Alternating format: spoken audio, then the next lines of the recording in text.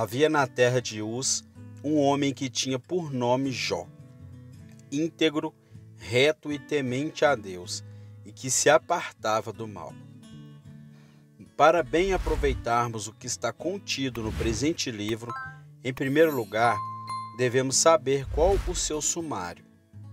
Ora, a história que está aqui escrita mostra-nos de que modo estamos nas mãos de Deus, que é coisa sua ordenar nossas vidas e delas dispor conforme a sua boa vontade, bem como que é dever nosso submeter-nos a Ele com total humildade e obediência.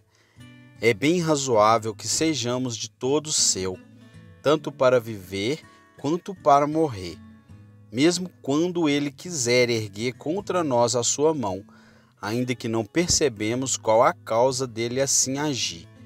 Todavia, que o glorifiquemos sempre, reconhecendo que é justo e imparcial, sem murmurar nem discutir contra ele, sabendo bem que, sempre que disputarmos com ele, seremos derrotados. Resumindo, isto é, pois, o que temos que reter dessa história, ou seja, Deus possui tal poder sobre suas criaturas que é direito seu delas dispor segundo lhe aprazir. E, quando exibir um rigor que inicialmente se nos pareça estranho, contudo, que fiquemos de boca fechada para em nada murmurar, mas preferimos confessar que ele é justo e esperamos que nos declare o porquê de nos castigar. Entretanto, temos que contemplar como nos exorta Tiago, capítulo 5, versículo 11, a paciência do homem posto aqui diante de nós, porque quando Deus nos mostra que devemos sofrer todas as misérias que Ele nos vai enviar, bem, confessamos que é a nossa obrigação.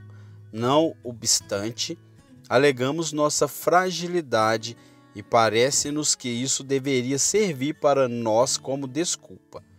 Por isso, é bom termos exemplo para nos mostrar que existiram homens frágeis como nós, os quais, contudo, resistiram à tentação, perseverando com constância na obediência a Deus, ainda que esse os afligisse até o limite. Ora, temos aqui um excelente exemplo disso. Além do que, não só temos que considerar a paciência de Jó, mas igualmente seu resultado, como também diz São Tiago.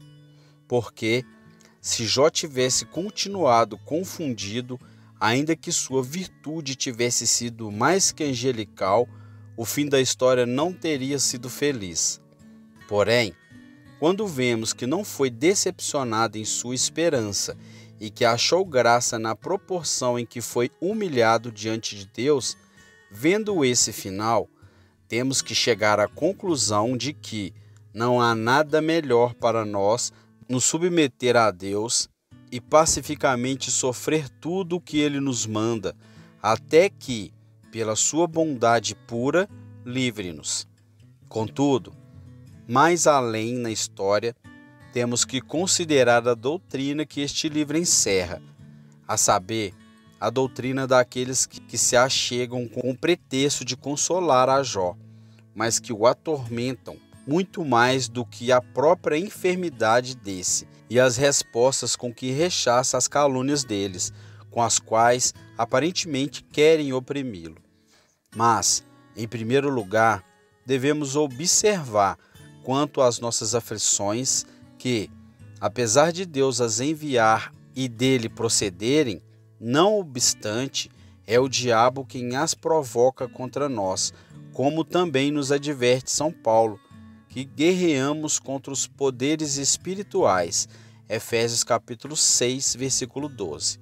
Porque, quando o diabo acende o fogo, também faz vento, isto é, também encontra pessoas de sua propriedade para aguilhoar-nos continuamente, prolongando e aumentando a dor. Veremos então como Jó, além da enfermidade que suportou, foi atormentado por seus amigos, por sua esposa e, sobretudo, por aqueles que vieram para o tentar espiritualmente. Ora, chamo de uma tentação espiritual quando não somente somos açoitados e afligidos em nossos corpos, mas quando o diabo trabalha de tal modo em nossos pensamentos que Deus se nos torna inimigo mortal, ao qual já não podemos ter acesso, convictos de que nunca mais será misericordioso para conosco. Vede aqui todas as proposições feitas pelos amigos de Jó tendiam persuadi-lo de que era um homem rejeitado por Deus e que se enganava ao cuidar que Deus lhe seria propício. Ora, tais lutas espirituais são muito mais difíceis de sobrelevar que todos os males e adversidades que podemos sofrer ao sermos perseguidos. De qualquer maneira, Deus solta os freios que amarraram Satanás para que esse possa levar consigo seus servos, os quais nos assaltam de modo tal como o que, segundo veremos, teve que suportar Jó. Basta com este ponto. No entanto, temos também que notar que, ao longo de toda a disputa, Jó defende uma boa causa, enquanto seus adversários defendem uma causa má. Mais que isso, Jó, tendo uma boa causa, fez uma defesa pobre, enquanto que os outros, tendo uma causa ruim, fazem uma boa defesa. Quando tivermos entendido isso, ser-nos-á como uma chave para nos abrir todo o livro.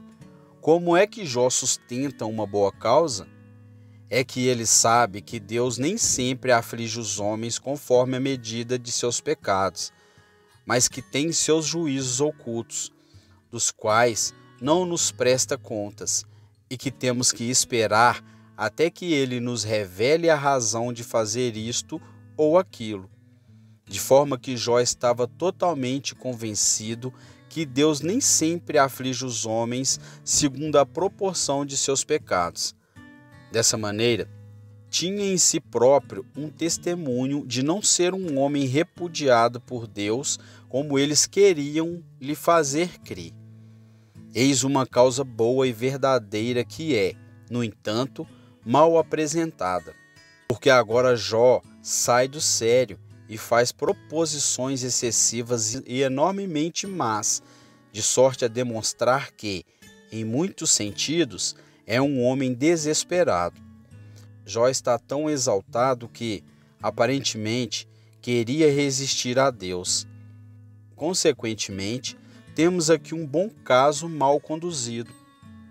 Ora, de maneira contrária, os que defendem a causa má, que Deus sempre castiga aos homens conforme a medida de seus pecados, têm belas e santas máximas, nada havendo em suas proposições que não devemos receber, como se o Espírito Santo as houvesse pronunciado, pois que são a pura verdade, constituem nos fundamentos da religião, tratam da providência de Deus, de sua justiça e do pecado dos homens. Então, temos aqui uma doutrina a qual temos que receber sem contradições, mesmo que o resultado procurado por essa gente, o de levar Jó ao desespero e precipitá-lo no abismo, seja completamente mau.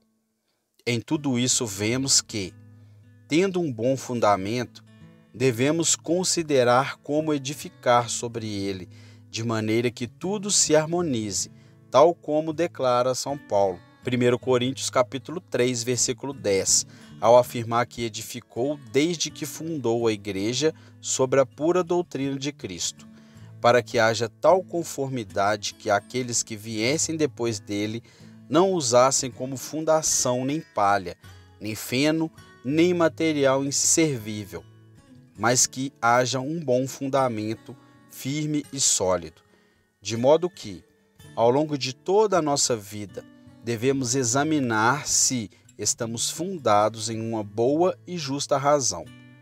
Cada um deve estar alerta para não ceder nem se desviar para aqui e para colar, porque nada é mais fácil do que perverter uma causa boa e justa, conforme a nossa natureza corrompida, a qual experimentamos a todo instante.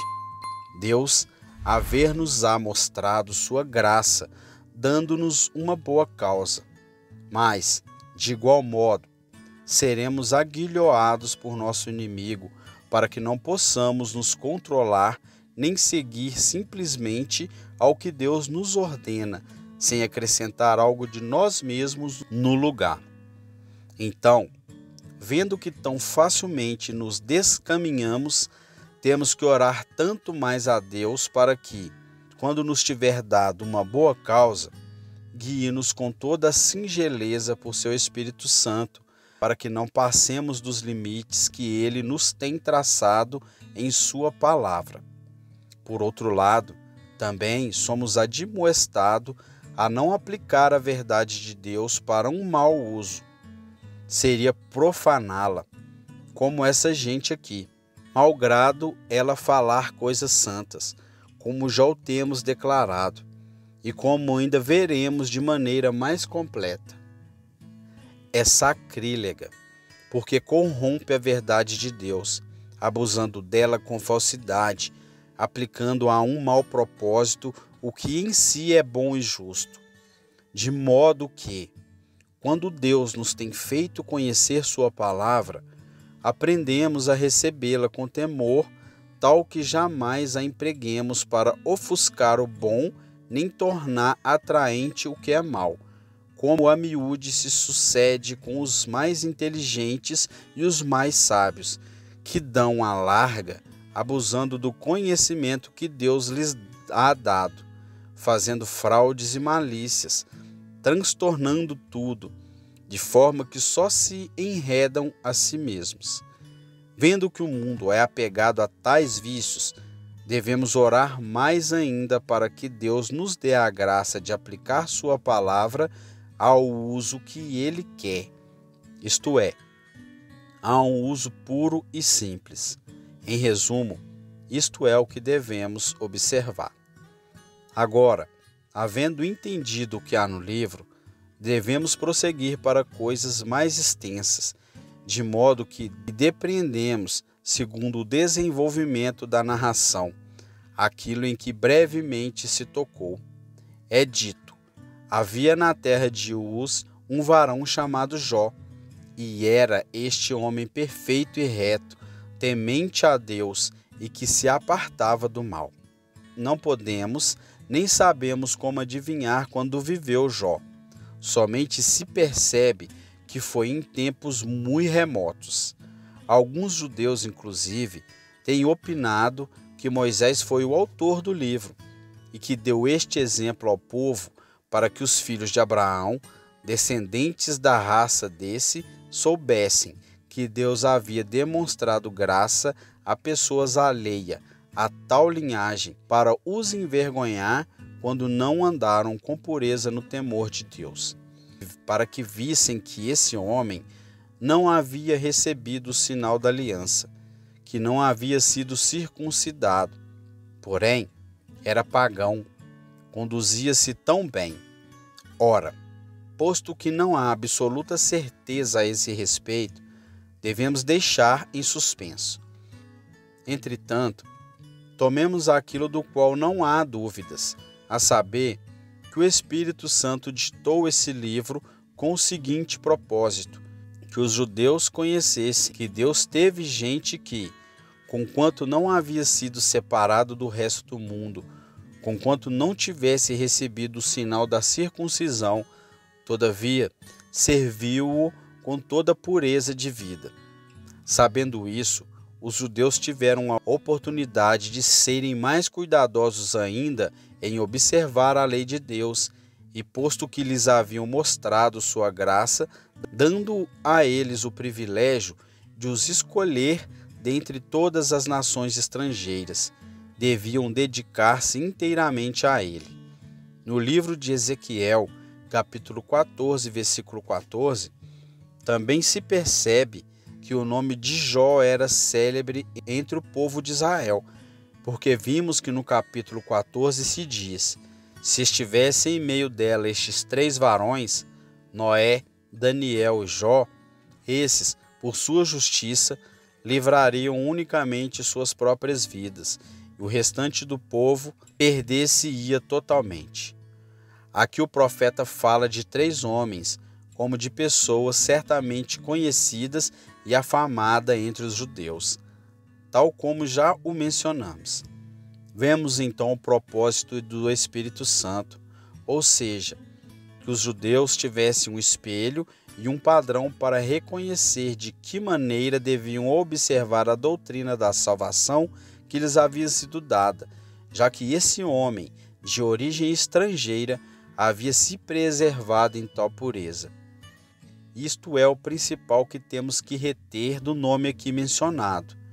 Quando se diz que era da terra de Uz, por certo, alguns situam essa terra bem mais ao oriente.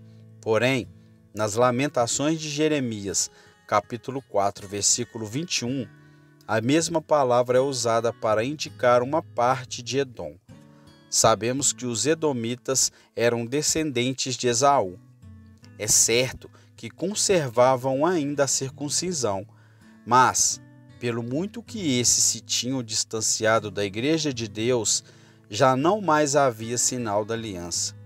Então, se aceitarmos que Jó era de Uz, era ele um edomita, ou seja, da linhagem de Esaú.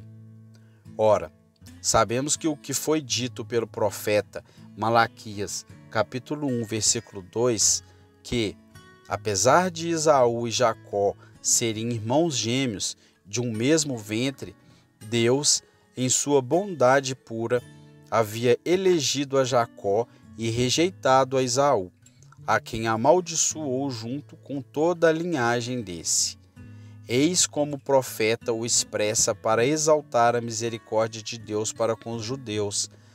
Mostra-lhes que os havia escolhido, não por alguma dignidade peculiar às suas pessoas, fazendo com que vissem que havia rejeitado ao irmão mais velho de Jacó, a quem correspondia a primogenitura, e que, por outro lado, elegeu o mais novo e o inferior.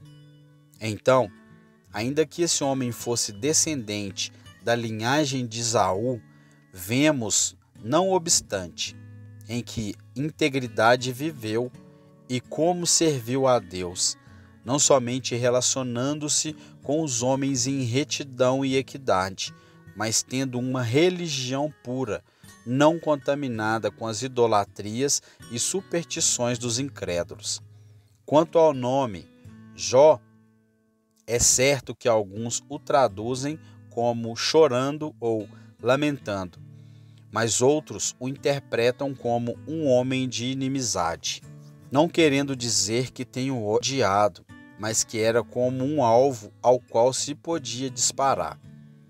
Não temos que duvidar que esse homem, cujo país figura aqui, cujo nome se expressa, foi real e que verdadeiramente viveu, e que as coisas aqui escritas realmente ocorreram, para que não pensemos que esse é um conto inventado por um homem, o qual, sob um pseudônimo, propõe-nos coisas que aqui nunca ocorreram.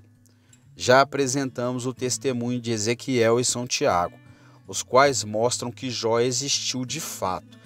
Além disso, visto que a própria história o declara, não devemos apegar o que o Espírito Santo quis dizer de forma tão notável.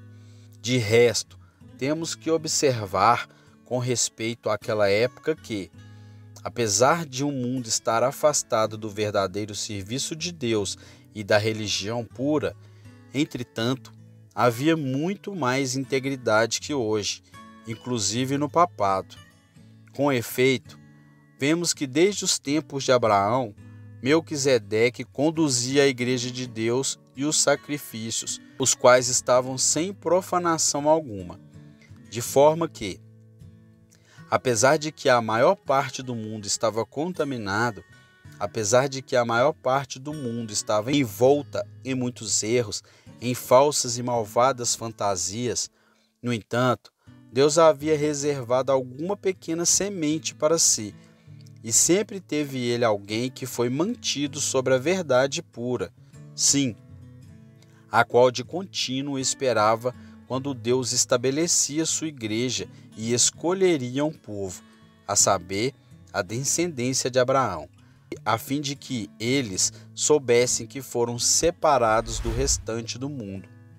Ora, é bem verdade que Jó viveu em uma época em que a igreja de Deus, todavia, não estava tão desenvolvida quanto estaria depois.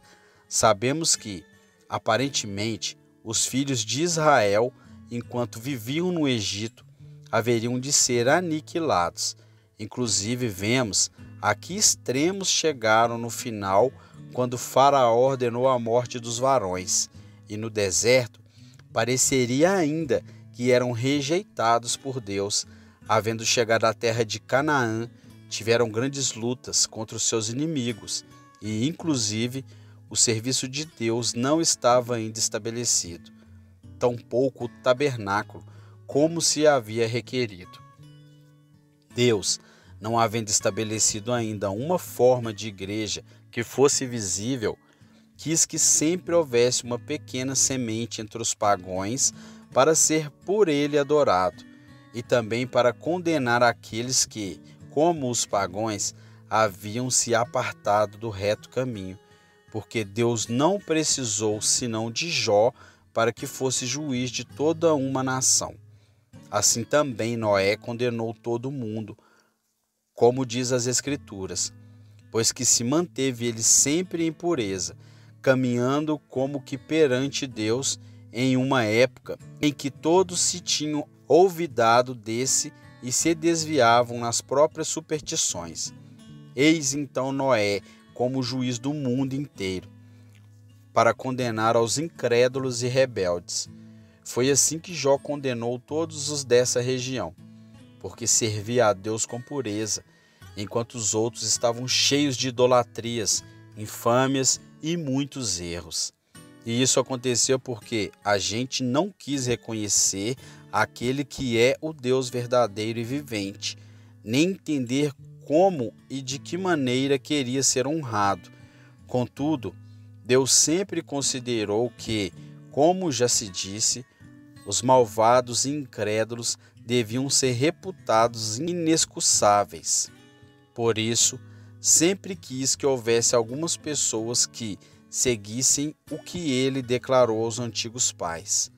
Tal se deu com Jó, segundo Nolo apresenta as Escrituras, e a narração nos mostra bem com que pureza servia a Deus, vivendo entre os homens com toda a retidão.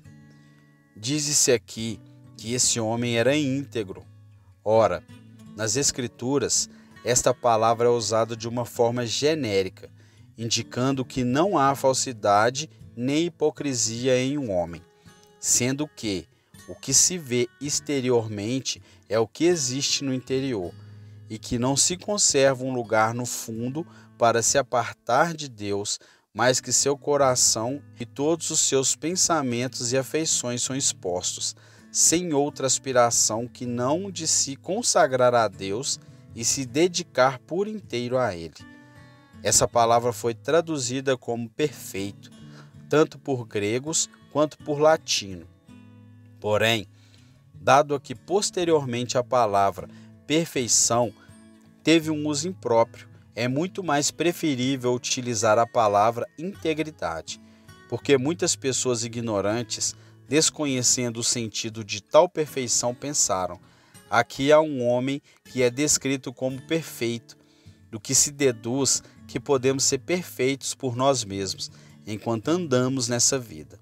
Ofuscaram a graça de Deus, da qual sempre carecemos, porque aqueles que desejam andar com a maior retidão ainda necessitam ter seu refúgio na misericórdia divina. Porque, se seus pecados não lhes forem perdoados e não forem sustentados por Deus, eis que todos perecerão.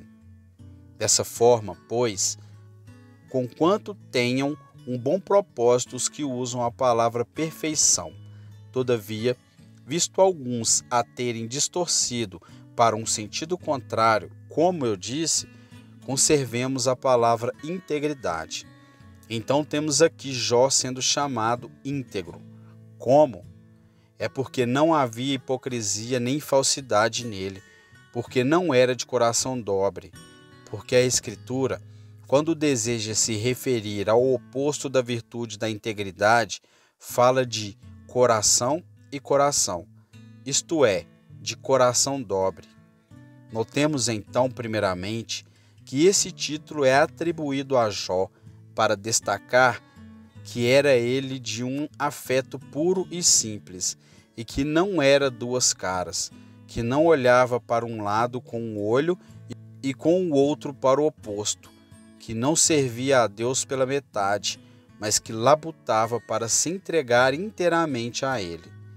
É certo que jamais alcançaremos integridade tal que cheguemos a essa meta, como seria de se desejar, pois que os que seguem o caminho direito, ainda que cocheando por ele, são sempre débeis, arrastando as pernas e as asas. Isso, pois, é o que nos ocorre enquanto estamos sujeitos a esse corpo mortal, até que Deus nos tenha livrado de todas essas misérias, às quais estamos atados. Não alcançaremos, como dissemos, uma perfeita integridade. No entanto, devemos chegar a essa sinceridade e devemos renunciar a toda pretensão e falsidade. Ademais, notemos que a verdadeira santidade começa no interior, mesmo que no mundo tenhamos a melhor aparência diante dos homens, e mesmo que conduzamos nossas vidas tão bem que o mundo nos aplauda, se não tivermos essa sinceridade e integridade perante Deus, de nada nos servirá. Pois a fonte tem que ser pura para que as águas saiam puras. Do contrário, a água, ainda que seja clara, contudo terá sabor amargo, ou estará contaminada de algum outro modo. Então, sempre temos que começar pelo que está estabelecido, isto é, Deus seja servido em espírito e com sinceridade de coração, como se diz em Jeremias capítulo 5, versículo 3. Então, em primeiro lugar, temos que aprender a sujeitar nosso coração à obediência a Deus. Ora, uma vez que Jó foi chamado íntegro, também se diz que foi reto. Tal retidão fez referência à vida que levou, a qual era fruto dessa raiz que o Espírito Santo havia outrora plantado. Então, foi reto e íntegro o coração de Jó? A vida de Jó era singela, ou seja, andava e vivia com seus próximos sem prejudicar a ninguém, sem ferir ou molestar a quem quer que seja, sem se pôr a pensar em fraudes ou malícias, sem buscar seu próprio benefício às custas de outrem. Esse é, então, o significado de retidão que se acrescenta aqui. Ora, com isso, se nos admoesta a que haja harmonia entre o coração e os sentidos exteriores.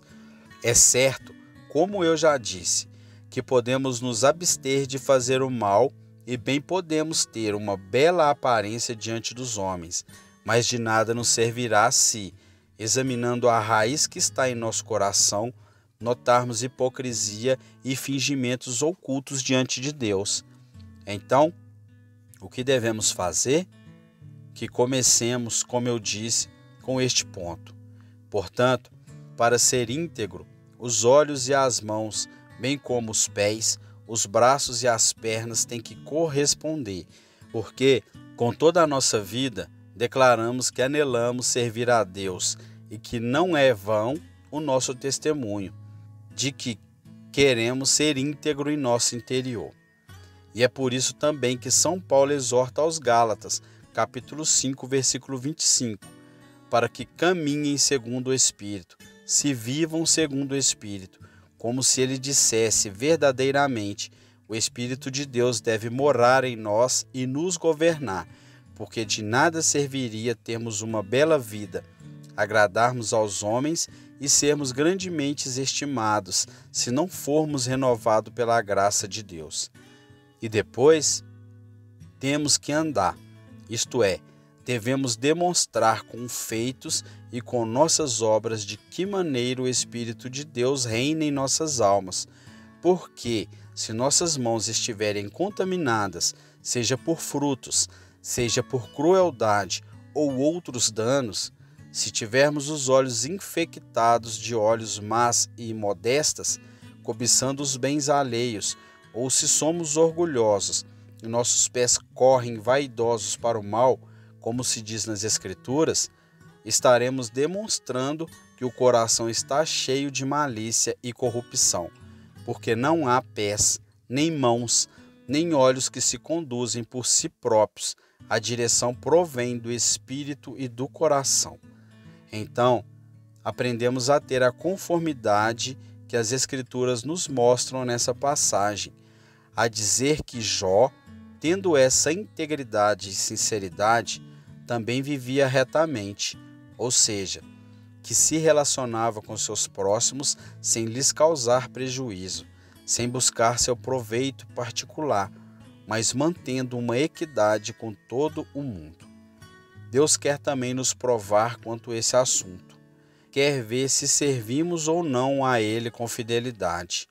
Não é que precise de nosso serviço ou de tudo aquilo que possamos fazer por Ele, mas, se praticarmos o bem para com o nosso próximo e somos leais uns para com os outros, como inclusive a natureza nos ensina, então estaremos dando testemunho de nosso temor a Deus. Vemos muitos que aparentam ser muito zelosos quando se trata apenas de debater e manter muitas conversações com o fito de afinar, que estudam como servir e honrar a Deus.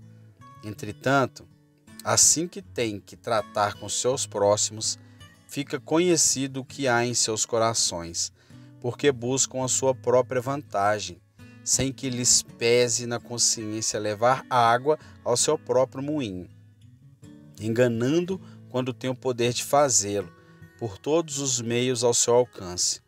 Então, aqueles que buscam sua vantagem e proveito, os quais são indubitavelmente hipócritas e têm coração corrompido, por muito excelentes zelotes que sejam, Deus declara que no coração deles só tem imundícia e veneno.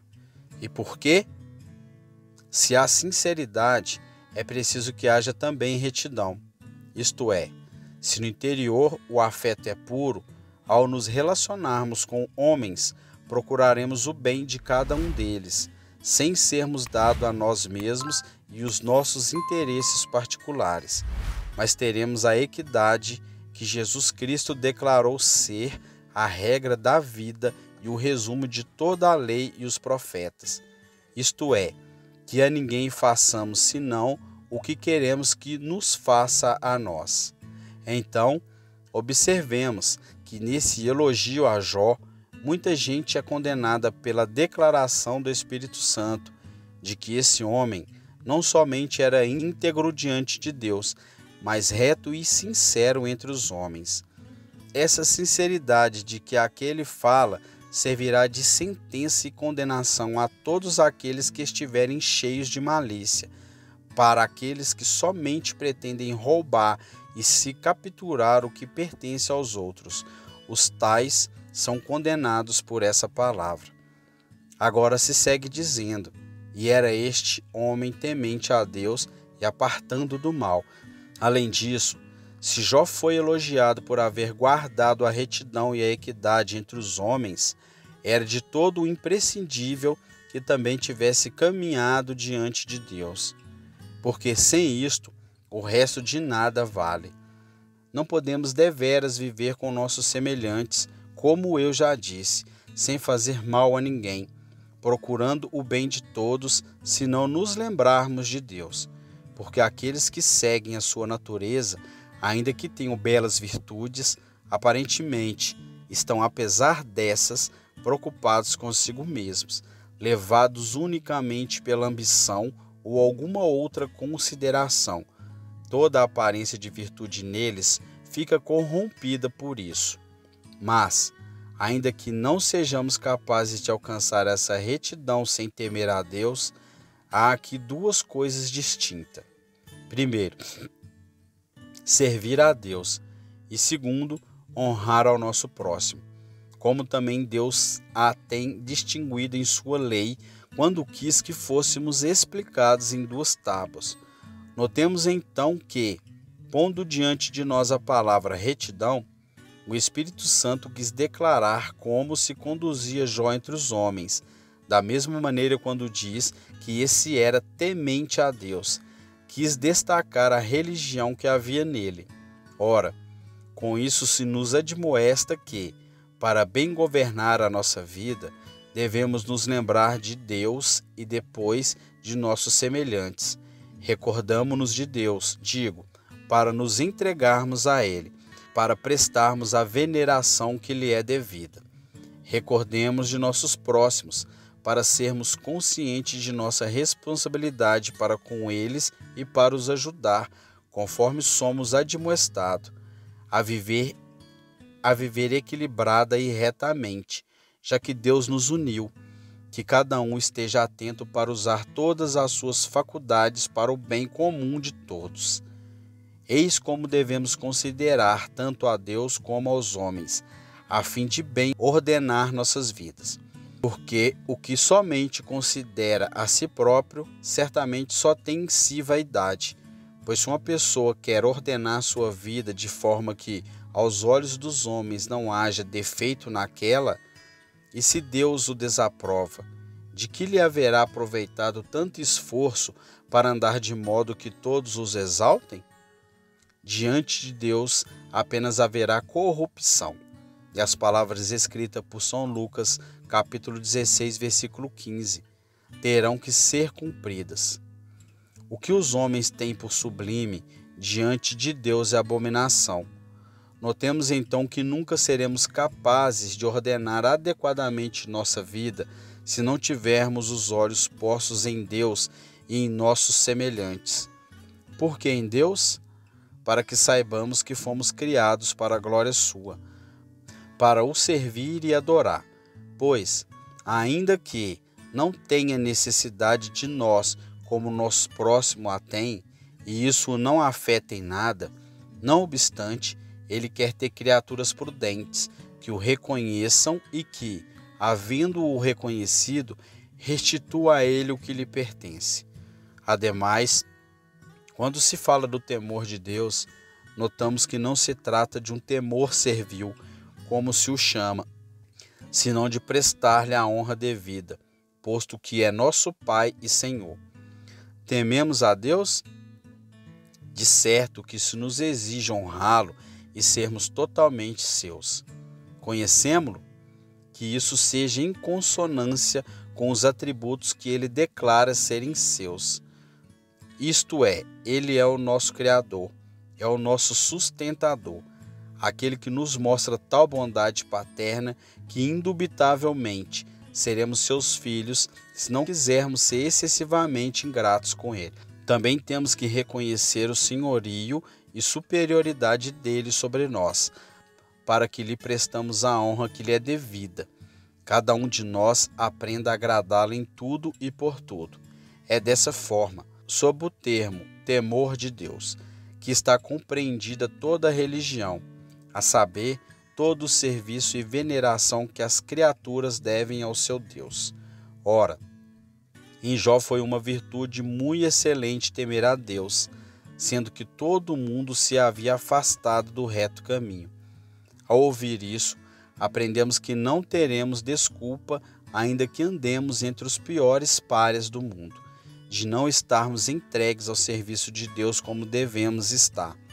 Ora, isso deve ser bem destacado, porque muitas pessoas creem que, por estarem entre espinhos, estão absolvidos e bem escusadas. E, se depois de corromperem e uivarem entre os lobos, como se diz, isso não importa, pois que Deus a perdoará. Pelo contrário, eis aqui Jó, descrito como temente a Deus. Em qual país? Não é na Judéia, nem na cidade de Jerusalém, tampouco no templo, mas é em um lugar contaminado, no meio daqueles que se perverteram totalmente, e estando, pois, entre semelhante gente, todavia foi preservado, vivendo de maneira a andar em pureza com seus semelhantes, conquanto todos esses estivessem cheios de crueldades, ultrajes, pilhagens e coisas tais. Notemos que isto nos tornará muitíssimo mais vergonhoso se, de nossa parte, não considerarmos como nos preservar puro para o serviço de Deus e de nosso próximo. Quando Ele nos der uma ocasião tal como a que agora temos, isto é, que a palavra de Deus é-nos pregada todo dia para sermos exortados e corrigidos quando houvermos falhado, então devemos estar atentos ao que aqui se nos mostra. Agora, concluindo, observamos bem o que aqui se adiciona ao texto. Era este homem apartado do mal. Porque é assim que este homem superava todas as dificuldades e lutas que o podiam ter impedido de servir a Deus e de viver retamente no meio dos homens. Ele mesmo se lembrava de saber bem que, se houvesse permitido a si fazer o que os outros faziam, teria sido um homem completamente devasso e teria se convertido em inimigo de Deus. Então Jó não andou com tal sinceridade e integridade no terror de Deus, sem ter muitas lutas, sem que o maligno tivesse a intenção de pervertê-lo e levá-lo a todas as corrupções do mundo. Mas ele se apartava do mal, ou seja, absteve-se. O que então nós temos que fazer? Apesar de estarmos na Igreja de Deus, todavia veremos muitos males, e ainda que devesse haver, nunca haverá sinceridade ou purezas tais que fiquemos livres de nos misturar entre muitos escarnecedores, gente corrompida que, como tições do inferno, pestes mortíferas, infectam a todos. Devemos, pois, nos manter em guarda, visto como há grandes escândalos e dissoluções que nos corromperiam incontinenti. O que fazer, então? Apartemo-nos do mal, ou seja, batalhemos contra tais assaltos seguindo o exemplo de Jó. E quando vemos que muitos vícios e corrupções reinam no mundo, mesmo que tenhamos de nos misturar entre eles, todavia, que não nos manchem, nem digamos, como os homens estão acostumados a dizer, que devemos uivar entre os lobos, mas devemos seguir o conselho do exemplo de Jó, apartando-nos do mal e apartando-nos de tal modo que Satanás não possa, por meio de todas as tentações que porá diante de nós. Contudo, que permitamos que Deus nos purifique de toda a nossa imundícia e corrupção, segundo o que Ele nos prometeu no monte de nosso Senhor Jesus Cristo, até que nos haja limpado das manchas e contaminações deste mundo, para nos reunir com seus anjos e nos fazer partícipes da felicidade eterna, a qual devemos ora aspirar. Agora, nós nos apartaremos perante a face de nosso bom Deus.